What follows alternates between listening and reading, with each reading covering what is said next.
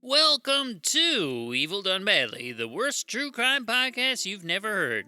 This week we will be covering someone who originally tried to make a go of it in the early days of YouTube and didn't really get anywhere with it. I can totally relate to that. I've made plenty of YouTube videos and never really got anywhere with it. I've made music and written books. And I've never really gotten anywhere with those things either. And now I'm making podcasts. And, well, I'm destined to not really get anywhere with that again. So it's just another path of futility right after the last one. But I have no intention of stopping. It's my one true talent. Persistence in the face of certain failure is the only thing I'm good at. Well, that and backgammon. But enough about me. This guy failed at YouTube and took a totally different method on fixing things than I would have. So at least I'm not like this guy. I'm a failure, but I'm not that crazy.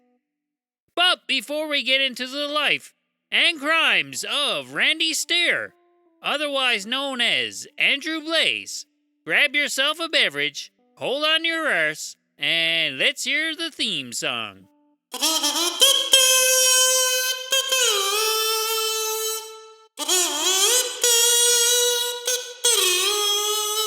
This episode of Evil Done Badly is brought to you by towels. Did you know that towels have all sorts of uses? For years, all I did with them was wrap them around my unsightly neighbors' necks and choke them. It was effective and left very little in the way of evidence on their throats. So they were dead, and I was happy. But one day, I got in the shower, and I was naked and wet. Normally, I would just spin around like a helicopter, or waggle my moist back and ass against the wall until I was dry. Then one day it hit me.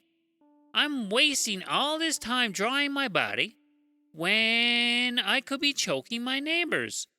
So I decided to try something crazy and rub my towel all over my wet body. And what do you know? It soaked up the liquid that had accumulated on my skin. It was a game changer. Now I have so much extra time to stalk and kill my victims. Get yourself a towel and start getting back to what's important in your life, like choking and murdering. And when you're in between murders, go ahead and join up to the Wide World of Paranormal Investigations group on Facebook. It's got thousands and thousands of members, and it's getting sillier every day. Now, back to the show.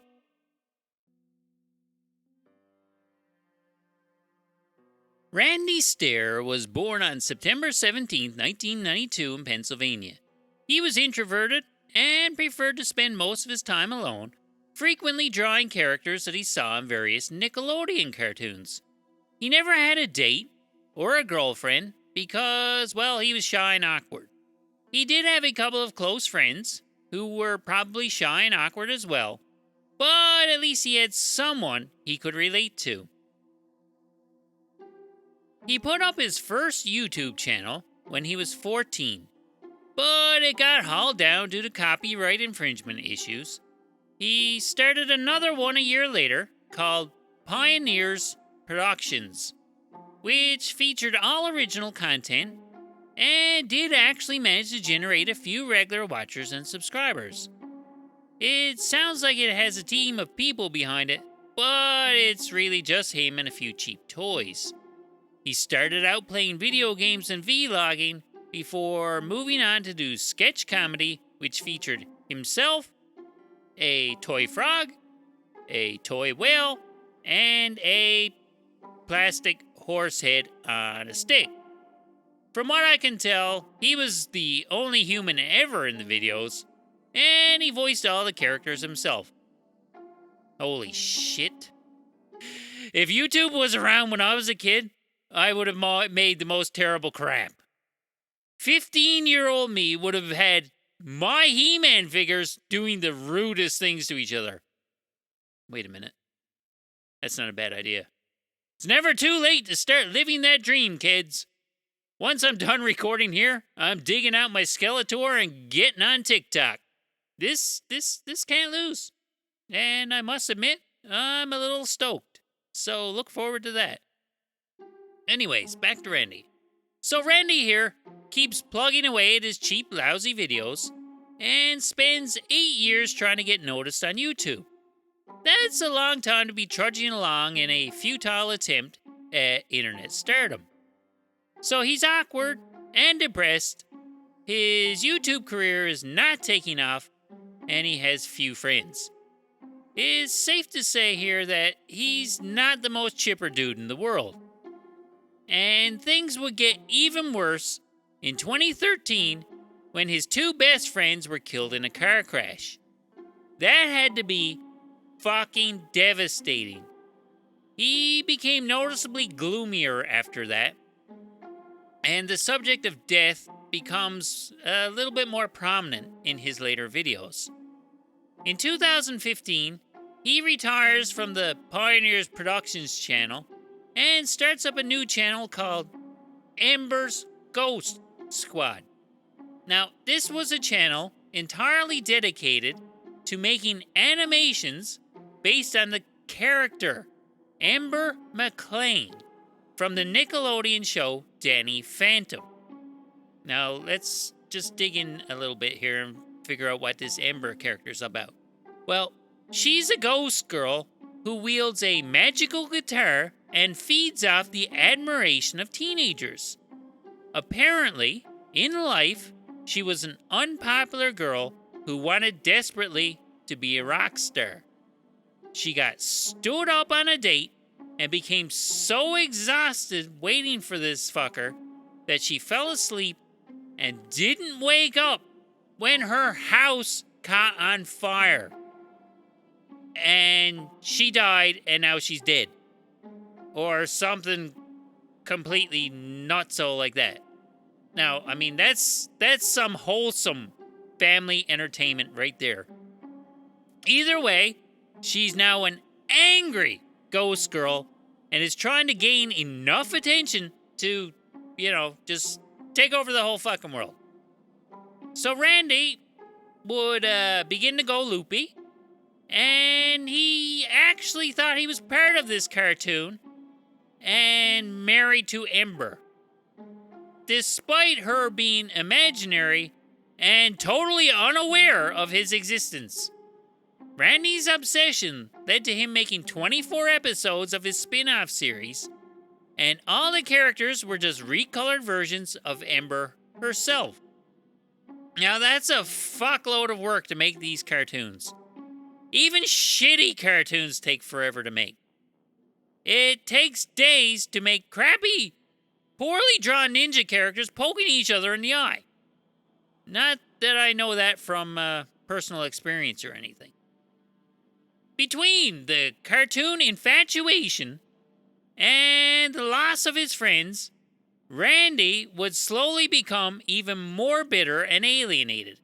He began to struggle with gender dysphoria and started wearing girls' clothes to match his feminine soul. There's nothing wrong with wanting to wear any kind of clothes. I fully support whatever you want to wear. In Randy's case, he combined his transvestism with his fatalistic beliefs and decided that if he died, he would be reincarnated as a girl. But not just any girl, a ghost girl.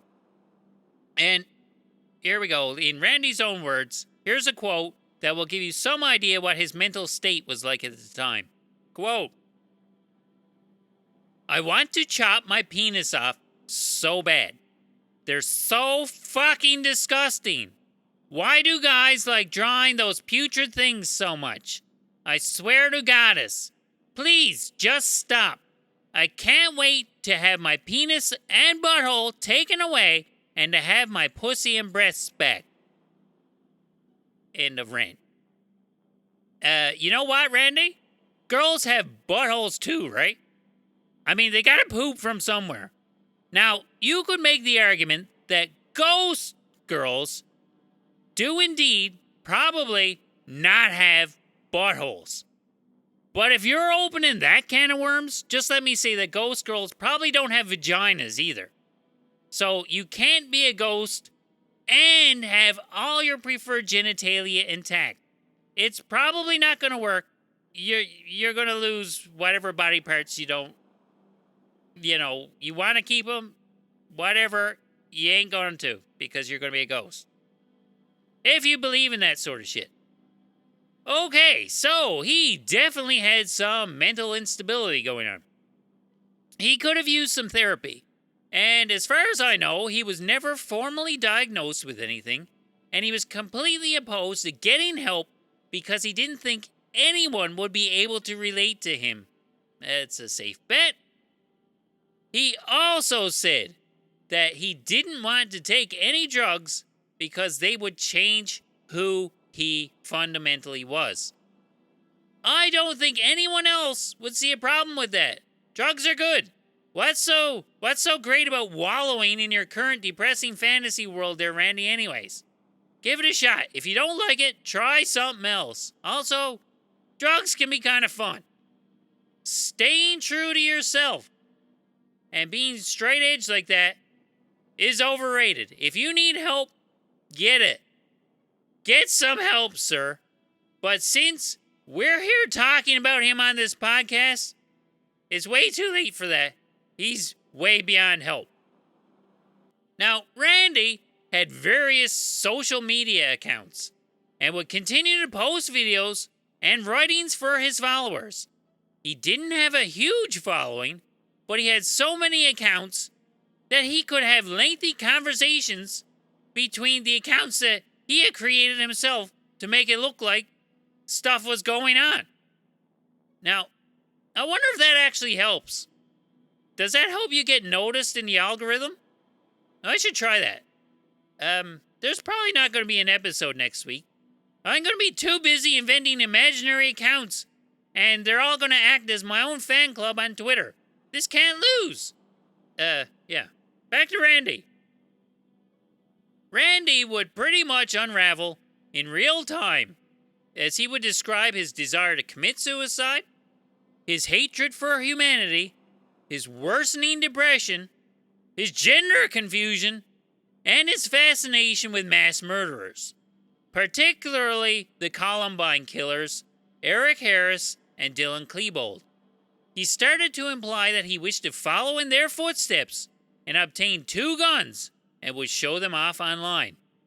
He detailed his plans to murder innocent people and said that the killings would lead to him being reincarnated and finding a place in the animated universe of Danny Phantom. Holy fucking shit. There's no going back from this. He's too far gone.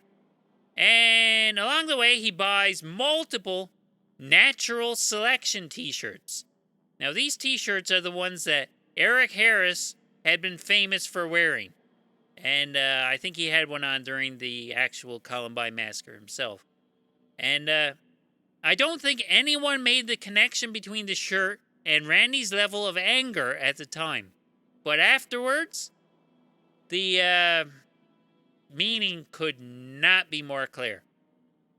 So back to his channel, and the last episode of Ember's Ghost Squad was supposed to be an epic 10-minute short film about committing a massacre at Randy's local high school.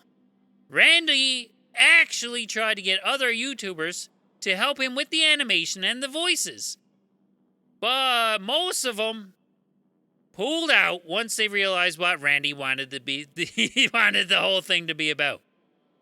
I wouldn't want my name associated with that either. I'm desperate for attention, and even I wouldn't go near that with a 10-foot boat. Fuck off, come on. He did eventually upload an unfinished, half-assed version of it, which has since been taken down. Just like the rest of his original hateful stuff. Shortly before Randy would put his devious plan into action, he made a video of himself flipping coins.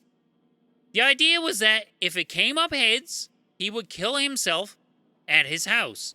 And if it came up tails, he would go to work at his supermarket, kill himself, and take his co-workers with him.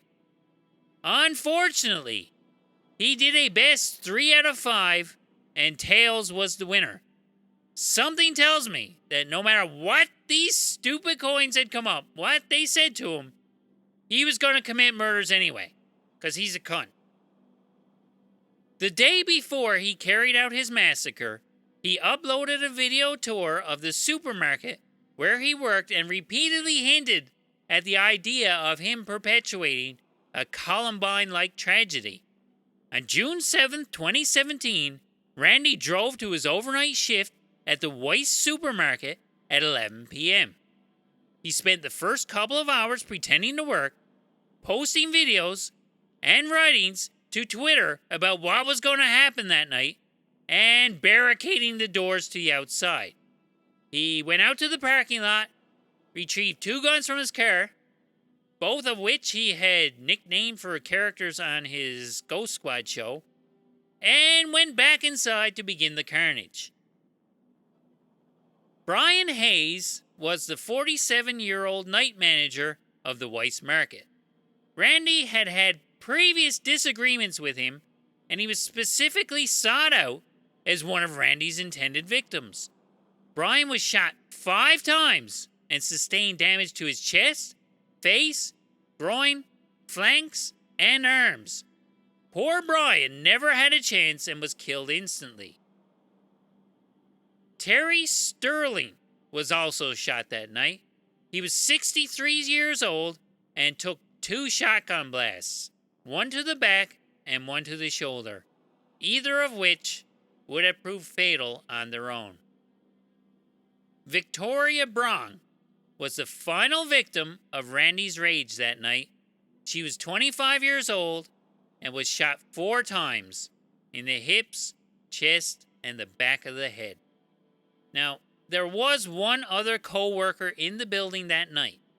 Kristen Newell was busy stocking the freezer and listening to her headphones when Randy went berserk. She didn't immediately notice what was going on, but eventually went looking for her co-worker Victoria when things seemed a little off. She found Victoria in time to witness Randy firing shots into her body, and she stood there frozen. Randy turned, made eye contact with Kristen, and for whatever reason, decided that she did not need to die that night. Randy left her standing there as he went off in search of the other 2 victims. Kristen would hide away and eventually work her way out through the front door after calling 911.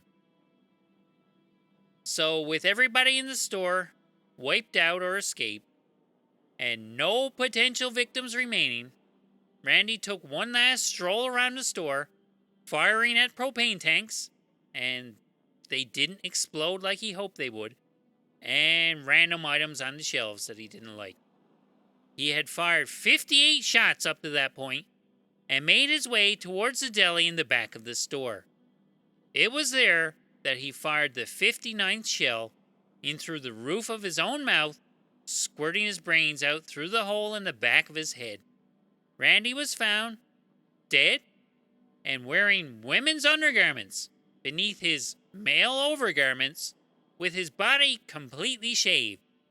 I guess he wanted to be presentably smooth when he went off to whatever cartoon afterlife he had planned on going off to. Now that's 3 innocent victims and 1 very confused murderer dead in a matter of minutes. Randy clearly needed help, and all of this could have been avoided if he had gotten the treatment he needed. Who knows how many more Randys are out there? The only thing we can be sure of is the answer is not 0. Randy himself offered some insight at the end of one of his videos, one in which he is describing how he would carry out his massacre. He asks the viewer, quote, "What's going to happen in the future after this to prevent this from happening again?" And then he answers his own question with the reply, "The answer is you can't prevent it. You can only endure it." End quote. That's very bleak, and it's very true. You can't prevent every tragedy, but that doesn't mean you should stop trying. Take care of your mental health, folks. Murder is never the answer. So, what happened at the Weis market after the shooting? They remained closed for about a month and totally revamped the place and opened right back up again in the same spot. Some people thought that they should move the store to a new location, given the circumstances, but ultimately it was decided that if they gave in and moved the store, they would just be playing into Randy's hands. And they weren't about to give him the satisfaction, dead as he was. From what I can tell, Randy still has a small, dedicated online following that is still carrying on with Amber's Ghost Squad related nonsense. Or at least it looks like a small following. It might be just one person pretending to be a small group of dedicated weirdos. And there you have it.